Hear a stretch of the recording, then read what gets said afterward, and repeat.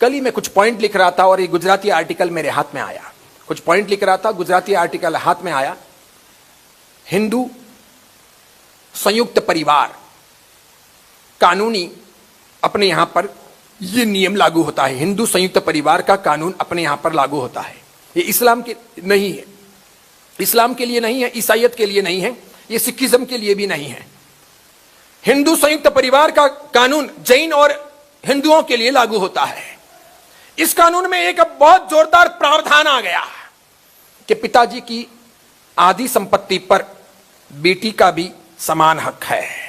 एक भाई और एक बहन है, तो आधी संपत्ति पर, पिताजी की आधी संपत्ति या मां की आधी संपत्ति पर बहन का भी उतना ही हक है, उतना ही अधिकार है।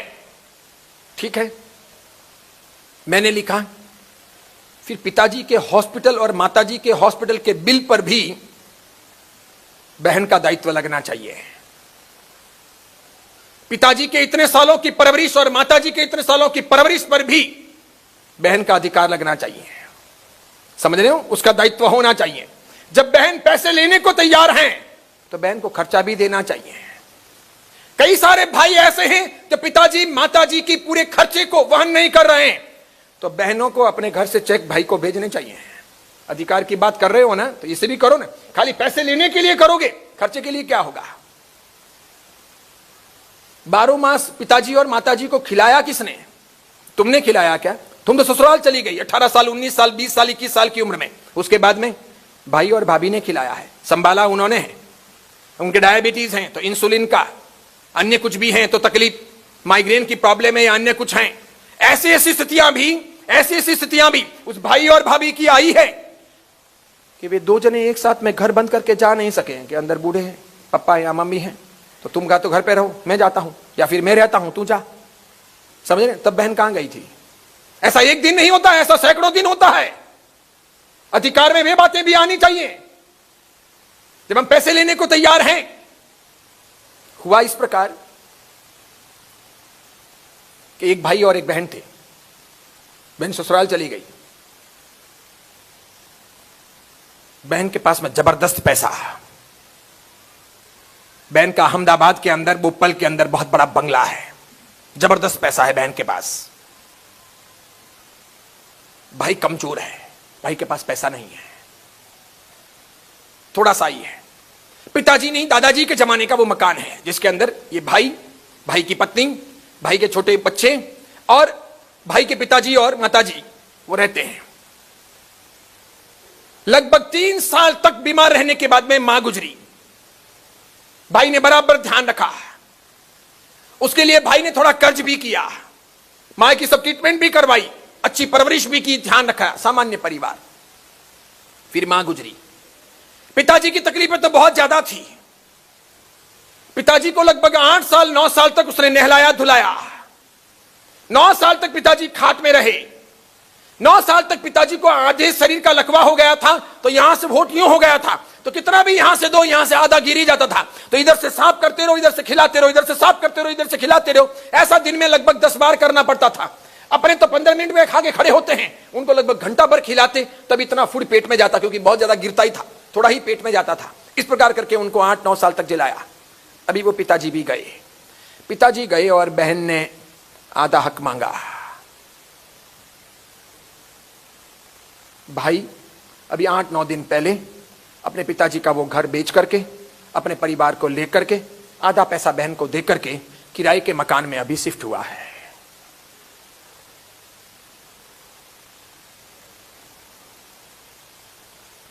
संपत्ति महत्वपूर्ण के संबंध महत्वपूर्ण, और इन दोनों के बीच में संवेदनाएं कहां हैं, फीलिंग्स कहां हैं? राखड़ी का मतलब क्या है? बहन को देना चाहिए था कि लेना चाहिए था? और बहन इतनी व्यस्त, बहन के तो क्लब की लाइफ, वो बोपल का इलाका, वो बड़ी बड़ी सहेलियां, वो लगभग 90 लाख 80 लाख की बहन की गाड़ी, उसका अलग ड्राइवर। तो कभी कभार जाते आते हाय मम्मा, हाय पापा करने आती, 10 मिनट बैठती, बातें करती, वापस रवाना। 24 घंटे रात और दिन किसको करना पड़ता? सब भाभी को और भैया को करना पड़ता। और तो भी बहन ने हक मांगा। भाई ने भी मगजमारी नहीं की कि ठीक है, उसने सब कुछ बेचा, बेच के जितना पैसा आया, पापा की प्रॉपर्टी का, मम्मी की प्रॉपर्टी का, सब आधा बहन को दिया। अब उसके पास में इतना पैसा नहीं रहा कि वो घर का घर ले सके। अब वो जिंदगी में कभी घर का घर ले नहीं सकेगा, वो तो कहीं नहीं ले सकेगा।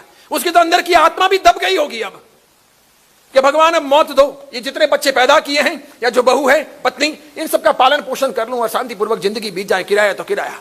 यानी वो बाप जो अपने पापा और दादा दोनों के दिए हुए घर में शांतिपूर्वक रहता था और सबको उसने शांतिपूर्वक अंत तक पहुंचाया, वो अपने बच्चों को अब किराए का मकान देकर, यानी कर्ज देकर, यानी दुविधाएं देकर, दुख देकर इस दुनिया से विदा होगा। उस बाप के पास इतनी ताकत नहीं है कि वो अपने बेटों के लिए अब कभी मकान खरीद सकेगा। ये था भी सही पुराने जमाने का, ये भी तुमने बिकवा दिया, तो आज के जमाने में अब उस शहर में क्या मकान मिल सकता है? सोच बदल गई हमारी हो। और ये घटना अजैन की नहीं, जैन परिवार की है। कल जब मैं ये पढ़ रहा था तो मेरी आंखों से आंसू रुक नहीं रहे थे।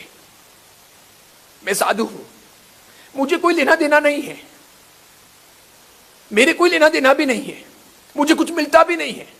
मैं सोचता हूं कहां चला गया भगवान महावीर का समाज?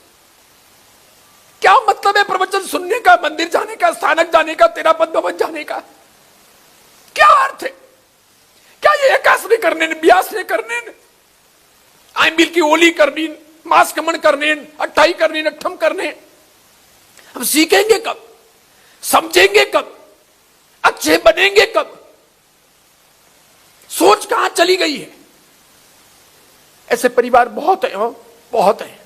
आपको नहीं पता चलता, मुझे पता चलता है, क्योंकि रोज मुझे लोग फोन करते हैं या मैसेज करते हैं या कहते हैं हमारा साहब रास्ता दिखाओ। परसों फोन आया आपके पास के शहर से, अब नाम बताऊंगा तो सब मालूम पड़ जाएगा। अरे साहब 21 साल से वो घर नहीं आ रहे। हमारे साहब एक बार कुछ करो ना, आप कोई जंतर मंतर जानते हो, कोई वासक शिप, कोई डोरा वगैरह। 21 साल हो गए हमारे साहब घर नहीं आ रहे। हमारे साहब इन बच्चों का क्या होगा? मैंने 21 साल तो बिता दिए। पर सब मेरे पापा मम्मी के पास में भी इतने पैसे नहीं है कि मैं चली जाऊंगा। नहीं आते घर के।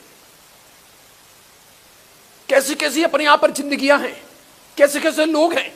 और धार्मिक परिप्रेक्ष्य में या सामाजिक परिप्रेक्ष्य में अब अपने समाज के पास में इन समस्याओं के समाधान के लिए कोई व्यवस्था नहीं है, कोई भी व्यवस्था नहीं है। पुराने जमाने में तो समाज इन सब चीजों पर नजर रखता था, पंच महाजन सब चीजों पर नजर रखते थे।